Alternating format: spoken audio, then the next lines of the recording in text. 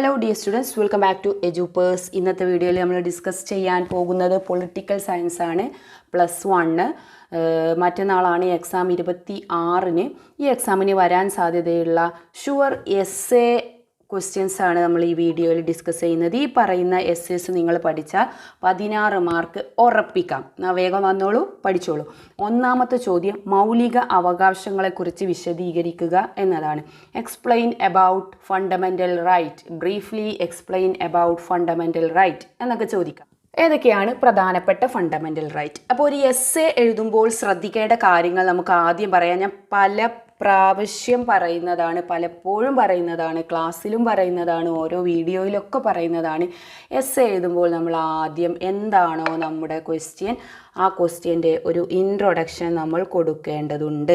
അപ്പം ഇവിടെ ക്വസ്റ്റ്യൻ മൗലിക അവകാശമാണെങ്കിൽ എന്താണ് മൗലിക അവകാശം, മൗലിക അവകാശങ്ങൾ പ്രത്യേകത എന്താണ്, ഏത് ഭാഗത്ത് ഉൾപ്പെടുന്നു, ഏതൊക്കെ ആർട്ടിക്കിൾസ് അത് കവർ ചെയ്യുന്നു, ഇങ്ങനെയുള്ള തുടങ്ങിയ അതിൻ്റെ ബേസിക്കായ കാര്യങ്ങൾ ഇൻട്രൊഡക്ഷനിൽ ഉൾപ്പെടുത്തുക. അത് ഇൻട്രൊഡക്ഷൻ ഒക്കെ എഴുതി അണ്ടർലൈൻ ചെയ്ത് ഒരു പാരഗ്രാഫ് എഴുതുക. അത് കഴിഞ്ഞ് മൗലികാവകാശങ്ങൾ, these are the important fundamental rights എന്നൊക്കെ എഴുതി അത് ഏത് ക്വസ്റ്റ്യൻ വരുമ്പോഴും അതിനനുസരിച്ച് നിങ്ങൾ എഴുതിക്കോണം. ഓക്കെ, മൗലികാവകാശങ്ങൾ ഏതൊക്കെയാണ് എന്നുള്ളത് പറയാം. അപ്പോൾ ഏതൊക്കെയാണ് നമ്പർ ഇട്ടിട്ട് ലിസ്റ്റ് ഔട്ട് ചെയ്യണം, 6 എണ്ണം. എന്നിട്ട് ഓരോന്നെടുത്ത് വീണ്ടും അണ്ടർലൈൻ ചെയ്തിട്ട് ഓരോന്നും ആർട്ടിക്കിൾ സഹിതം എക്സ്പ്ലെയിൻ ചെയ്ത് ലാസ്റ്റ് ഒരു കൺക്ലൂഷനും കൊടുത്തിട്ട് നിങ്ങൾ എഴുതുകയാണ് ഫുൾ മാർക്ക് സ്കോർ ചെയ്യാൻ സാധിക്കും. അപ്പോൾ നമുക്ക് നോക്കാം മൗലിക അവകാശങ്ങൾ ഏതൊക്കെയാണെന്ന്. എഴുതേണ്ട രീതി മനസ്സിലായല്ലോ. Right to equality, right to freedom, right against exploitation, right to freedom of religion, cultural and educational right, right to constitutional remedies. ആർട്ടിക്കിളും ബ്രാക്കറ്റിൽ എഴുതണം. റൈറ്റ് ഈക്വാലിറ്റി 14, 18, അടുത്തത് 19, 22 then exploitation 23, 24 religion 25, 28 education right 29, 30 ലാസ്റ്റത്തത് റെമഡീസ് 32. ഈ 32 എന്നൊരു 1 വേർഡ് നിങ്ങൾക്ക് കിട്ടും. ഭരണഘടനയുടെ ഹൃദയവും ആത്മാവും, heart and soul of Indian constitution എന്നറിയപ്പെടുന്ന വകുപ്പ് ആർട്ടിക്കിൾ 32. ഓക്കെ, ദെൻ അപ്പോൾ ഈ രീതിയിൽ ഇത് ഓരോന്നും ഓരോ ആർട്ടിക്കിളും എന്താണെന്ന് നിങ്ങൾ വിശദീകരിച്ചിട്ട് എഴുതുക. ആദ്യം എന്താണ് റൈറ്റ് ഈക്വാലിറ്റി എന്ന് എഴുതുക, അതിൽ വരുന്ന ആർട്ടിക്കിൾസ് എഴുതുക. അങ്ങനെ നിങ്ങൾ എഴുതണം. ഓരോന്നും ഞാനിവിടെ പറയുന്നില്ല, പറഞ്ഞാൽ നമ്മുടെ വീഡിയോയുടെ ലെങ്ത്ത് കൂടും. മൗലികാവകാശത്തിൻ്റെ എസ്സേ ഡീറ്റെയിൽഡ് ക്ലാസ് നമ്മുടെ വീഡിയോയിലുണ്ട്. അത് നിങ്ങൾക്ക് എടുത്ത് കാണുവാണെങ്കിൽ ഞാൻ ലിങ്ക് ഡിസ്ക്രിപ്ഷൻ ബോക്സിൽ കൊടുത്തേക്കാം. വേണമെങ്കിൽ പുസ്തകത്തിൽ തന്നെ ഉണ്ട്, അത് നോക്കിയാൽ മതി. ജസ്റ്റ് നിങ്ങൾ പോയിൻ്റ് പഠിച്ചാൽ മതി, ബാക്കിയൊക്കെ നിങ്ങൾ ക്ലാസ്സിൽ നിന്ന് പഠിച്ചതാണ്, ഓർമ്മയിൽ വരും എക്സാം എഴുതുമ്പോൾ. ഓക്കെ, ദെൻ ഇതിൽ നിന്ന് തന്നെ ചോദിക്കാവുന്നതാണ് റൈറ്റ് ടു ഫ്രീഡം, ആർട്ടിക്കിൾ 19. ആ 19-ൽ പ്രതിപാദിക്കുന്ന ഫ്രീഡംസ് ഇടയ്ക്ക് ചോദിക്കാറുണ്ട് കേട്ടോ, അതും കൂടെ ഒന്ന് നോട്ട് ചെയ്തോണം. Freedom of speech and expression, freedom of assembly, freedom of association, freedom of movement, freedom of residence, freedom of profession, trade, commerce and industry. Okay, then ഈ എസ്സേയിൽ നിങ്ങൾ റിട്ടും കൂടെ ഉൾപ്പെടുത്തണം. ലാസ്റ്റ് റൈറ്റിൽ റിട്ട് ഉത്തരവുകൾ കൂടെ ഉൾപ്പെടുത്തണം. 5 ഉത്തരവുകൾ, അതൊന്നും 1 മാർക്ക് അങ്ങനെയൊക്കെ ചോദിക്കാറുണ്ട്. ഹെബിയാസ് കോർപ്പസ്, മെൻഡാമസ്, സെർഷ്യോററി, പ്രൊഹിബിഷൻ, കോവാറണ്ട്. ഓരോ റിട്ടും എന്താണെന്നും പഠിച്ചു വെക്കുക. അപ്പോൾ ഈ ഒരു എസ്സേ പഠിക്കുന്നതിലൂടെ നിങ്ങൾക്ക് ഇതിൽ നിന്ന് എസ്സേക്ക് 8 മാർക്കാണെങ്കിൽ ഒരു 10-12 മാർക്ക് ഈ ഒരു ടോപ്പിക്ക് പഠിക്കുന്നതിൽ നിന്നും നിങ്ങൾക്ക് സ്കോർ ചെയ്യാവുന്നതാണ്. കാരണം ഇതിനകത്ത് നിന്ന് വരുന്ന ഒബ്ജക്റ്റീവോ 2 മാർക്കോ ക്വസ്റ്റ്യൻസൊക്കെ ഇതന്നെ പഠിക്കുമ്പോൾ നമുക്ക് ഇതിനകത്ത് നിന്ന് വരുന്നത് വളരെ ഈസി ആയിട്ട് എഴുതാമല്ലോ. ഓക്കെ, ഇനി മറ്റൊരു ഷുവർ എസ്സേ ആണ്. 73-ാം ഭേദഗതി വന്നതോടുകൂടി ഉണ്ടായ മാറ്റങ്ങൾ, ഭരണഘടനാ ഭേദഗതിയോടുകൂടി ഉണ്ടായ മാറ്റങ്ങൾ എന്തെല്ലാം? What are the changes after 73rd amendment? എന്തൊക്കെയാണ്? അപ്പം അതിൻ്റെ സവിശേഷതയായി അങ്ങനെ ക്വസ്റ്റ്യൻ ചോദിച്ചാലും ഇതന്നെയാണ് ആൻസർ. മാറ്റങ്ങൾ ചോദിച്ചാലും എഴുതേണ്ടത് എന്താണ്? Father of local self government ആരാന്നറിയാലോ, ലോർഡ് റിപ്പൺ ആണ്. അപ്പോൾ മാറ്റങ്ങൾ നോക്കാം.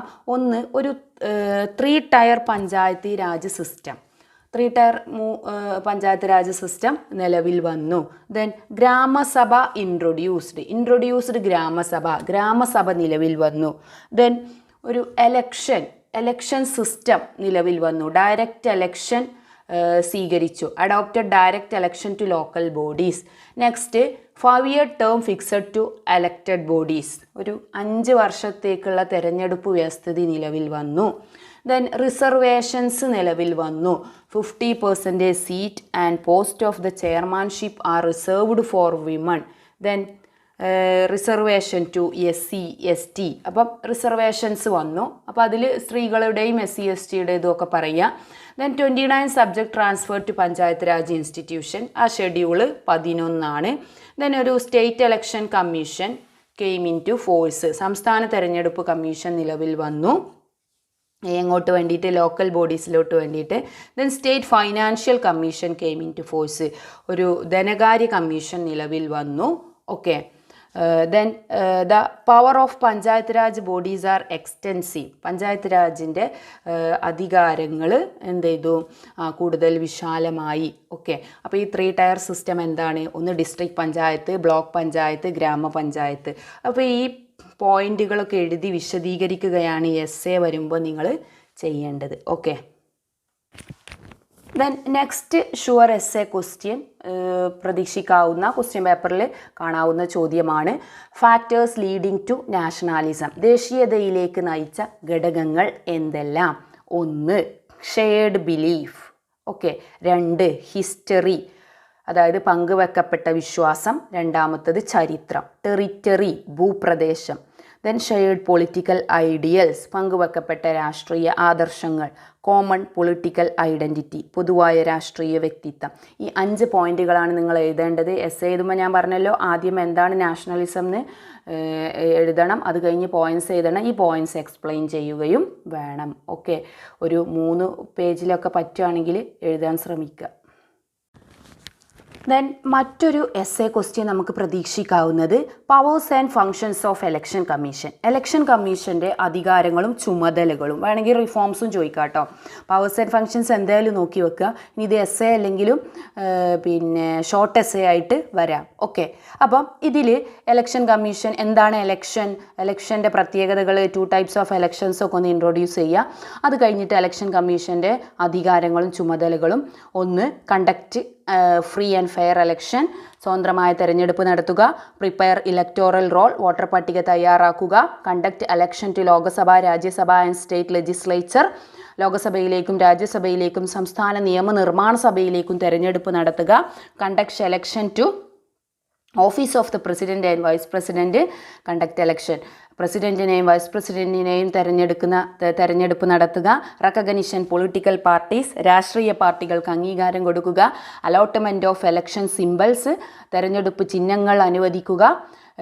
Issue the model code of conduct, ഇതിൻ്റെ മോഡൽ കോഡ് ഇഷ്യൂ ചെയ്യുക. സെറ്റിൽ എലക്ഷൻ ഡിസ്പ്യൂട്ട്, എലക്ഷൻ്റെ സമയത്തുണ്ടാകുന്ന പ്രശ്നങ്ങളൊക്കെ പരിഹരിക്കുക.